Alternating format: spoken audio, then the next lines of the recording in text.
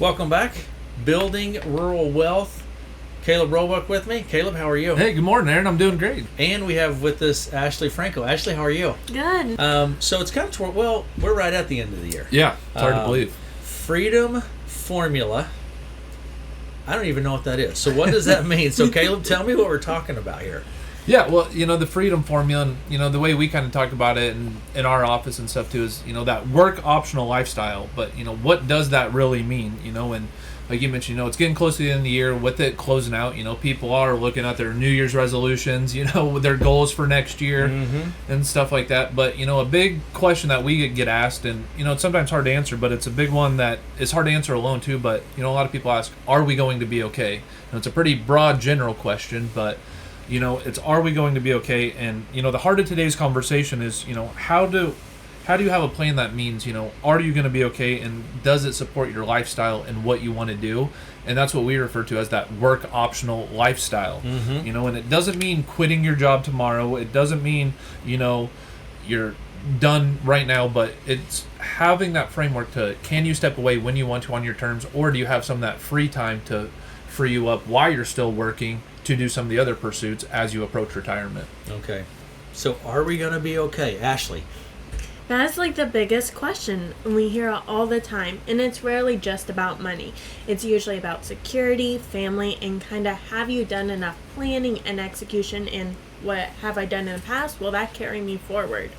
So it can come from uncertainty when a couple can retire, worrying about those inflation or healthcare costs, things you can't control, just market environment, or hey, have I not saved enough? Am I behind on those savings? Or like for small business owners, how am I going to step back from the business when I'm the one running it day to day?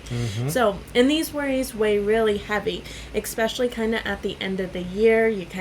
We like all to do a wrap up of the year and kind of planning going forward of, hey, where are we looking to next year? And we often hear clients at the firm say, hey, we're really tired. We want to be done, but we aren't ready to be done, and I don't know how to be done. How can I go from here? So that's kind of the emotional side of financial planning, which I would say is almost even a bigger impact than just the money side, because the emotional side is going to say, hey, what am I going to do after retirement? Do I feel comfortable about retirement? Do I feel comfortable about what my plan is and what I'm going to do after retirement? You bet. We've talked about that emotional side quite a bit for a number of things. So you mentioned, Caleb, in the intro, work optional. What's that? Yeah, and work optional, and what does it really mean, and it sounds good to everybody, but like Ashley said, it does take a lot of work and things to look at, but it's hard to answer, and it is kind of that emotional side. There is that financial component to it too, but it's that point where your financial plan can sustain your lifestyle whether you choose to work or not. Again, which sounds great. That's what everybody wants. Hey, I've saved enough, I don't have to work anymore.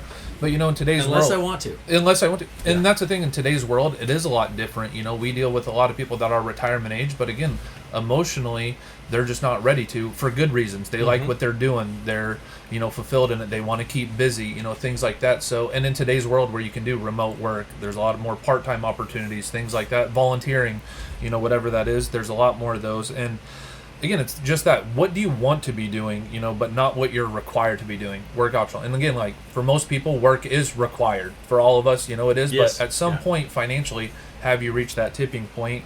And does it offer you the freedom to decide to pursue, part-time work? Like I said, downshifting, hey, maybe I don't want to do 40, 50, 60 hours a week. Can I do 20, 30, 40? Volunteering, traveling. Again, a lot of people want to work part-time so they can travel, see grandkids, things like that. Or maybe it's starting their own small business. Hey, maybe I've worked in this industry for a long time. I'm ready to set off, but I need more time to do that. So, for a lot of folks, it's not about quitting. Like you said, it's not just about a drop dead date, but it's about choosing, hey, what is that kind of off-ramp that I want to from my working life? The planning of this whole thing, Ashley, when we're looking at planning for this, what are we looking at? It's really kind of that alignment between your finances with your goals and lifestyle. So when we kind of do a financial plan, we kind of break it down into steps. One is kind of clarifying your priorities. What is freedoms, or we do it based off needs, wants, and wishes. So obviously we need to make sure your needs are taken care of. We don't want you eating ramen on the last leg when you're Right. 90 unless you want Unless to. you want to. Unless you want to, right? And then the wants are kind of the nice things to have, saying, hey, I do really want to travel. I want to take this lifetime vacation. Or, hey, spending time with my family is really important. I want to make sure I leave an inheritance. And then kind of those wishes, saying, hey, my plan works well for me. I know that, but I have some extra money. How do I want to use that? Whether that is being the most cost efficient and tax efficient with your money to pass it on, or utilizing it today and seeing your kids enjoy it. So kind of clarifying your priorities Yes. of what freedom looks like for you. And then we kind of map out income sources after that. So we say, hey, here's our needs, wants, wishes. What money do we have to support it? Do we have those wake up monies like Social Security, pensions, versus maybe investment monies to fund our goals, savings, 401ks, IRAs, and then other assets, whether you invest in real estate or a business. Then we kind of evaluate the risk. Hey, what are those hidden costs that can really affect your plan? Whether that's health and care insurance, inflation, market fluctuation, taxes, or unfortunately, what if someone predeceases the other? What happens in that scenario? And then kind of looking at it at a tax strategy level too, because it's not how much you make, it's how much you keep. It really is at the end of the day, and we want you to keep as much as possible.